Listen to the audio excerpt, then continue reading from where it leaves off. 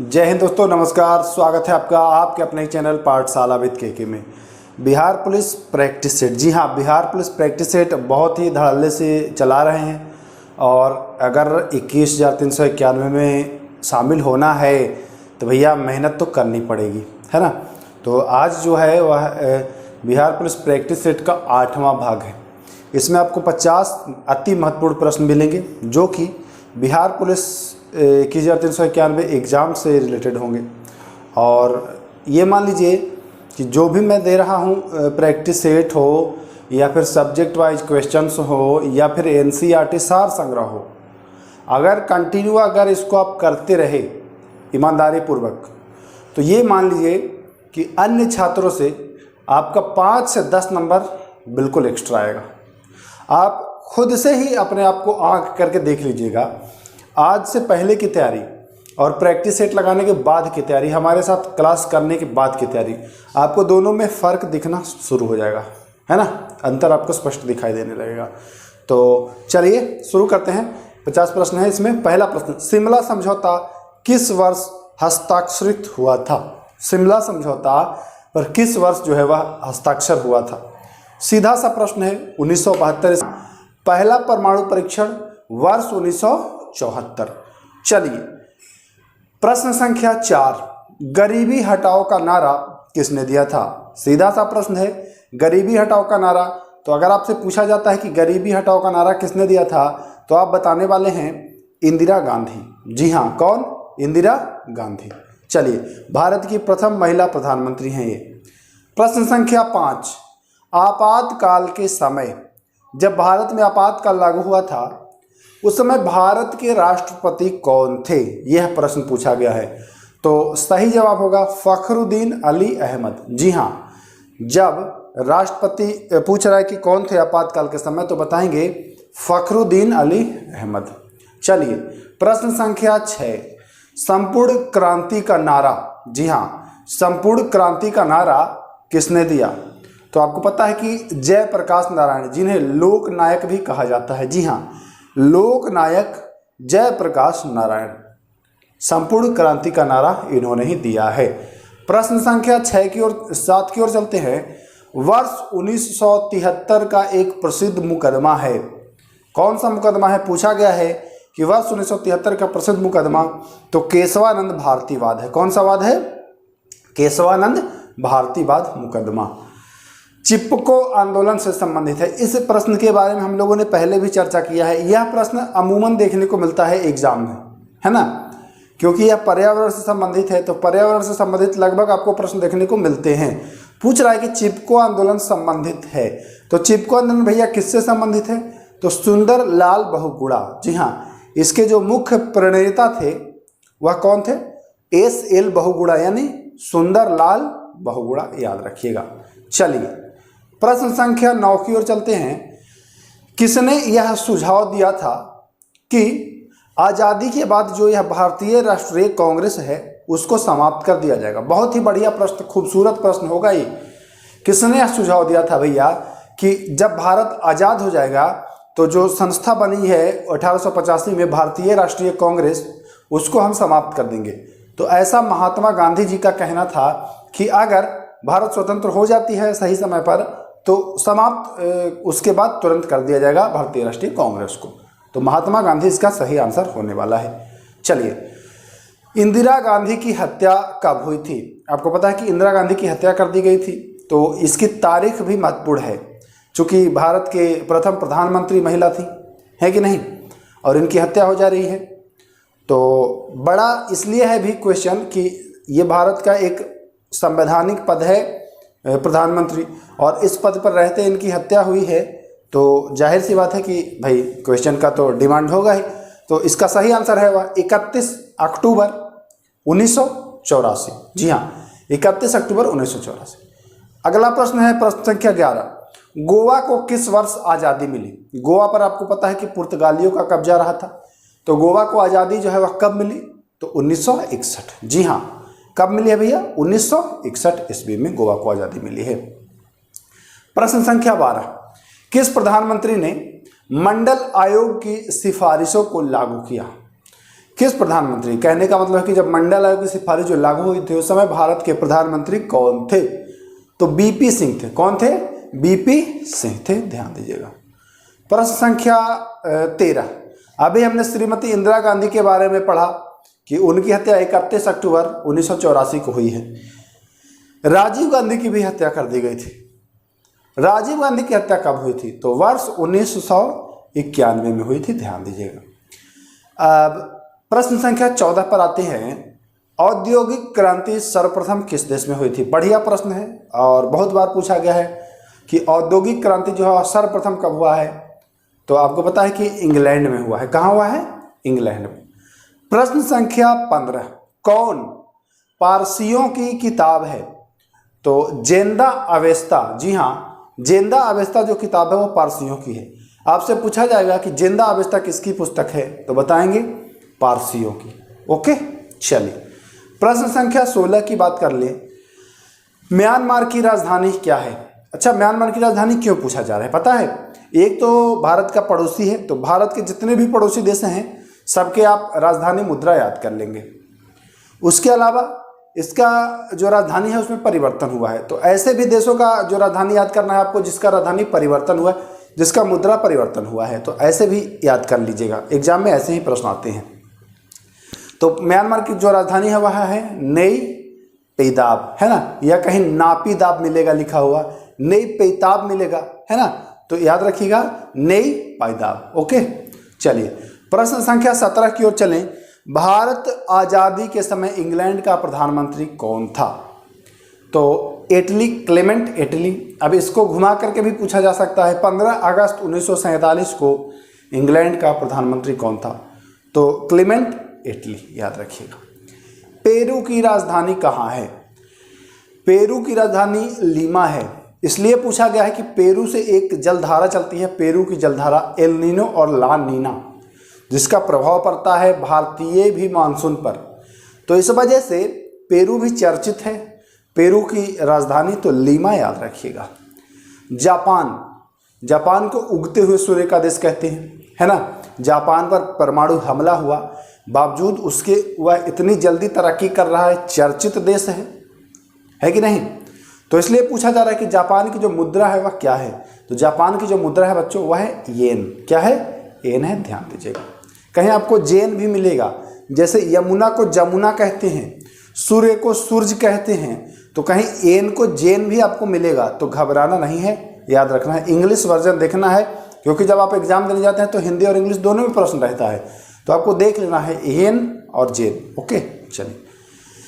दिनार किस देश की मुद्रा है? तो दिनार जो है वह इराक की मुद्रा है। कहाँ की मुद्रा है?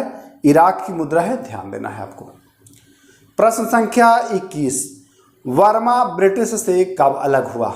वर्मा ब्रिटिश से 1935 में अलग हुआ है। कब अलग हुआ है? वर्ष 1935 में। चलिए प्रश्न संख्या 22, आज़ादी के बाद भारत और नेपाल के बीच प्रथम शांति और मित्रता संधि किस वर्ष हुई थी? तो 1950 में हुई थी, 31 जुलाई को, ध्यान दीजिएगा। भारत और नेपाल के बीच काठमांडू में हुआ था।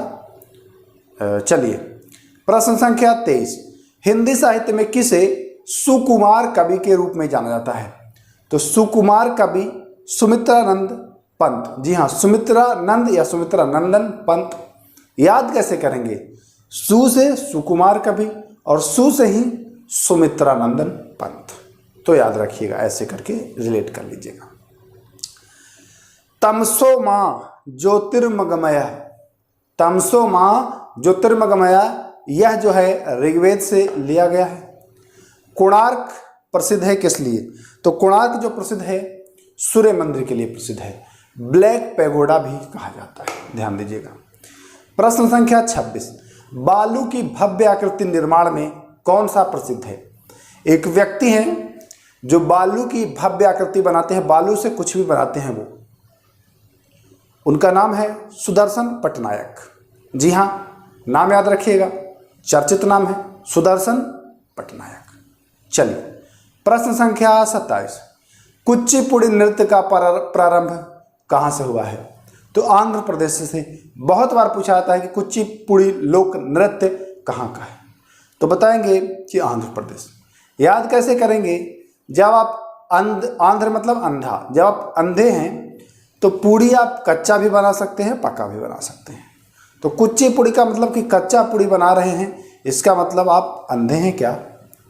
कच्चा पूड़ी आप बना रहे हैं, इसका मतलब आप अंधे हैं क्या? ऐसे करके आप याद कर लीजिएगा। भारत का राष्ट्रीय पुष्प क्या है? सभी को पता है कि कमल जो है वह राष्ट्रीय पुष्प है, लेकिन इसका वैज्ञानिक नाम दे देता है ऑप्शन में, कमल देगा ही नहीं। क्वेश्चन को ऐसे पूछेगा कि भारत का राष्ट्रीय पुष्प कमल है, इसका वैज्ञानिक नाम क्या है? आप कहेंगे कि लो, कमले हम याद किए थे और कमल दे दिया है, ऑप्शन क्वेश्चन में कमल दे दिया है, अब करे तो क्या करें? लगोगे छटपटाने ऐसे ऐसे, है ना, दिक्कत होगी। तो नाम याद रख लीजिएगा, निलंबियन न्यूसिफेरा, निलंबियन न्यूसिफेरा। एक बार फिर से देखिए, कमल का वैज्ञानिक नाम निलंबियन न्यूसिफेरा। आम का, मेढक का, मनुष्य का, है ना, इन सब का याद कर लीजिएगा। जैसे होमोसैपियंस, मैग्निफेरा इंडिका, है कि नहीं, तो सारा याद कर लीजिएगा। मेढक का राना टिग्रिना, तो ये सारा जो है याद करके जाना। अच्छा, मैं इस पर एक वीडियो आपको प्रोवाइड करा दूंगा, सबका जो नाम है वैज्ञानिक नाम देख लीजिएगा। भारत में किसे न्यायिक समीक्षा का अधिकार है? देखिए टाइपिंग में थोड़ा मिस्टेक है, समझिएगा क्वेश्चन को। भारत में किसे न्यायिक समीक्षा का अधिकार है? तो उच्चतम न्यायालय और उच्च न्यायालय, यानी कि उच्च न्यायालय और सर्वोच्च न्यायालय। देखिए अब कंफ्यूज मत हो जाए कि उच्चतम न्यायालय बोल रहे हैं, कभी सर्वोच्च न्यायालय बोल रहे हैं। उच्चतम न्यायालय, सर्वोच्च न्यायालय, सुप्रीम कोर्ट, ये सारे वही हैं, तो ध्यान दीजिएगा। प्रश्न संख्या 31, शिक्षा जो मूलतः राज्य का विषय था, पहले शिक्षा जो है वह राज्य सूची में था, उसको बाद में समवर्ती सूची में शामिल कर लिया गया। पूछ रहा है कि किस संविधान संशोधन के द्वारा ये किया गया है? 42वें संविधान संशोधन वर्ष 1976 के तहत। प्रश्न संख्या 32, भारत को किसने अंगीकृत किया है? जब आप भारत का प्रस्तावना पढ़ते हैं संविधान का, तो उसमें लिखा हुआ है, हम भारत के लोग भारत को एक संपूर्ण प्रभुत्व संपन्न, और उसके बाद और भी भरा हुआ है, नीचे का जो लाइन है, अधिनियमित, अंगीकृत और आत्मार्पित करते हैं। तो कौन कर रहा है? भारत के लोग, है कि नहीं?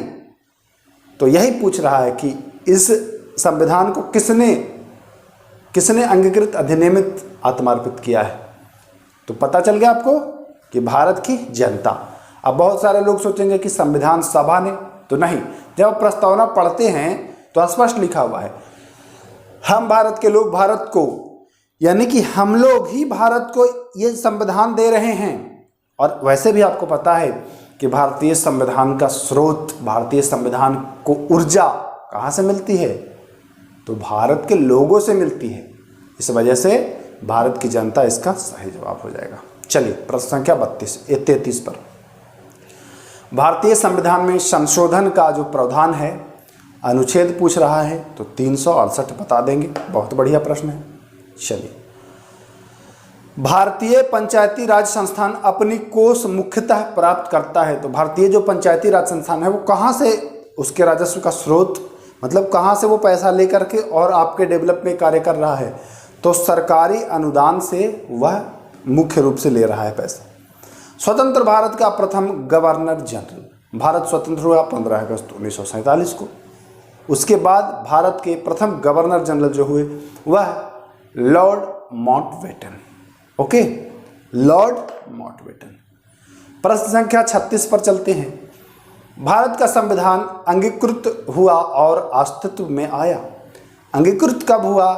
26 नवंबर 1949 को, और पूरी तरह से अस्तित्व में आया 26 जनवरी 1950 को, जिसे हम लोग गणतंत्र दिवस के रूप में भी मनाते हैं। तो ध्यान दीजिएगा, 26 नवंबर और 26 जनवरी। क्या राष्ट्रपति एक मंत्री विशेष को हटा सकता है? क्या राष्ट्रपति एक मंत्री विशेष को हटा सकता है? तो आपसे पूछा जाए तो आप बोलेंगे हाँ, बशर्ते प्रधानमंत्री ने इस बात की सिफारिश की हो तब हटा सकता है, अपने मन से नहीं हटा सकते हैं, ये भी ध्यान देना है आपको। चलिए, प्रश्न संख्या 38। आपको पता है पसीना टपकते रहता है फिर भी लगा रहना पड़ता है, देख रहे हैं ना क्यों? क्योंकि आप लोग के भविष्य का बात है। 21,391 में आप लोग को शामिल कराना है मुझे। आपको पता है 45 डिग्री गर्मी, पंखा बंद, चारों ओर से रूम बंद, उसके बावजूद आप लोग को क्लास कंटिन्यू कराना। तो आप लोग के लिए अगर हम इतना कर सकते हैं तो आप लोग खुद के लिए, अपने माता पिता के लिए इतना नहीं कर सकते हैं?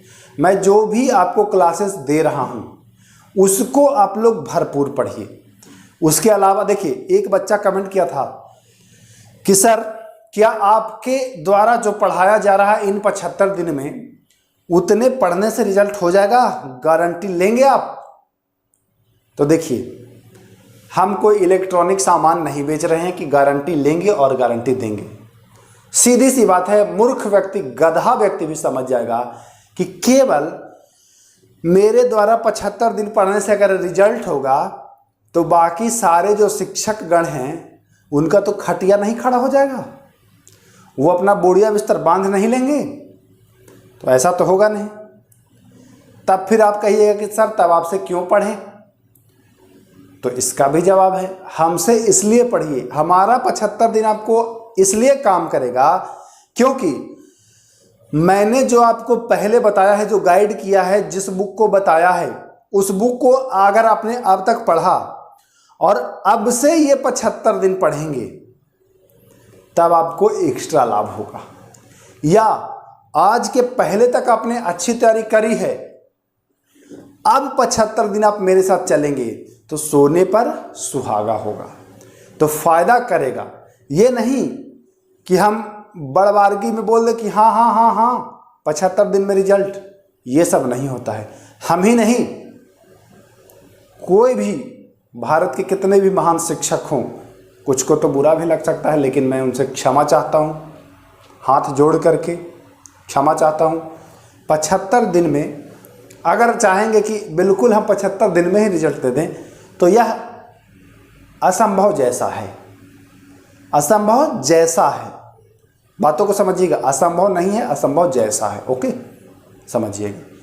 तो अगर आपने अब तक मेहनत किया है और अब 75 दिन ईमानदारी पूर्वक मेरे साथ रहेंगे तो इतना मैं भरोसा दिलाऊंगा कि जो अन्य छात्र हैं उनसे आपका 10 नंबर 8 नंबर अधिक बिल्कुल आएगा। जैसे आप खुद ही से ले लीजिएगा, पहले क्या है आप और हमसे मिलने के बाद आपकी स्थिति क्या है। चलिए, प्रश्न संख्या 38। भारत में पंचायती राज का आरंभ किस वर्ष हुआ था? तो वर्ष 1959 में हुआ था। ध्यान दीजिए। पंचायती राज पर अशोक मेहता समिति की सिफारिश कब हुई है स्थापना? अशोक मेहता जो समिति है यह कब स्थापित हुई? वर्ष 1977 में, अशोक मेहता। ओके, चलिए। प्रश्न संख्या 40। कानून द्वारा स्थापित प्रक्रिया संविधान में कहाँ से लिया गया है? तो जापान से लिया गया है। कहाँ से? जापान से लिया गया है। कानून द्वारा स्थापित संविधान प्रक्रिया जो है वह जापान से लिया गया है। प्रश्न संख्या 41। मिजोरम राज्य के रूप में कब अस्तित्व में आया? मिजोरम जो है वह एक राज्य के रूप में कब अस्तित्व में आया? तो वर्ष 1987 में 3 राज्य आए थे, गोवा, अरुणाचल प्रदेश और मिजोरम। 87 में तीनों आए थे। अब आप बोलेंगे सर अभी आपने बताया कि गोवा तो स्वतंत्र हुआ था 1961 में। तो देखिए 1961 में स्वतंत्र हुआ था, लेकिन एक राज्य के रूप में बात की जा रही है। पहले गोवा एक राज्य नहीं था, है ना। वर्ष 1987 में यह एक राज्य का रूप लिया। 3 राज्य जो हैं, गोवा और अरुणाचल प्रदेश और मिजोरम। ओके, ध्यान देना। बलवंत राय मेहता समिति की नियुक्ति तो 1957, अगर दिन पूछे तो 16 जनवरी बताएंगे।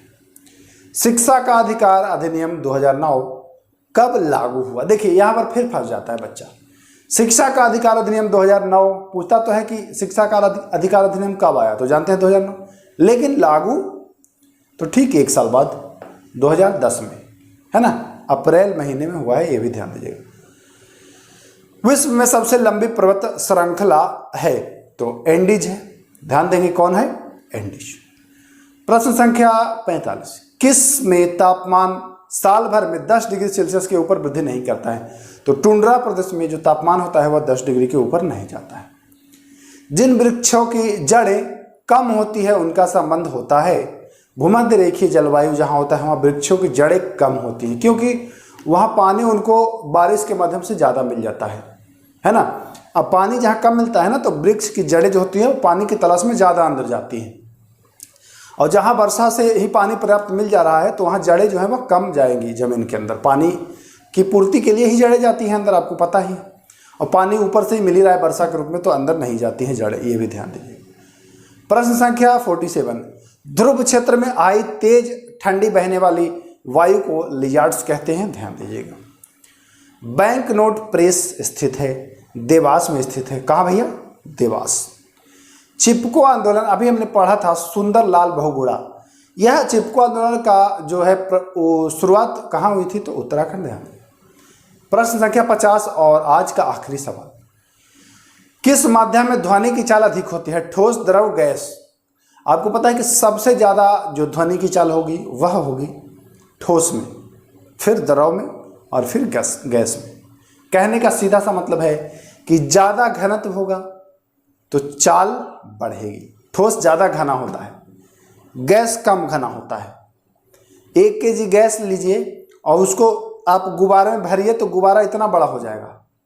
गुब्बारा 1 kg गैस लेके गुब्बारा इतना बड़ा कर सकते हैं, लेकिन 1 kg लोहा लीजिए तो इतना ही होगा, क्योंकि जो गुब्बारा है, जो गैस है वह कम घना है, फैलेगा, और जो लोहा है वह ज़्यादा घना है, वो सिकुड़ेगा।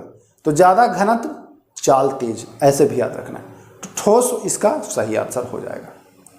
मैं उम्मीद करता हूँ बच्चों आज का जो क्लास था आपने एंजॉय किया होगा, अच्छे से समझा होगा। तो इसी तरह मैं वीडियो को कंटिन्यू रखूँगा। बस आप लोग अपना प्यार, सपोर्ट और अपने लिए, अपने माता पिता के लिए पढ़ते रहिए। कोई दिक्कत नहीं है, गर्मी है तो है, गर्मी से कोई मर नहीं जाता है कि नहीं? थोड़ा बहुत पसीना अगर निकल भी जाए तो कोई दिक्कत नहीं है, आप लोग के लिए सब कुर्बान है। बस आप लोग मेहनत करिए और ईमानदारी पूर्वक पढ़िए, जो भी बता रहे हैं उसको पढ़िए। फिर मिलेंगे, नमस्कार।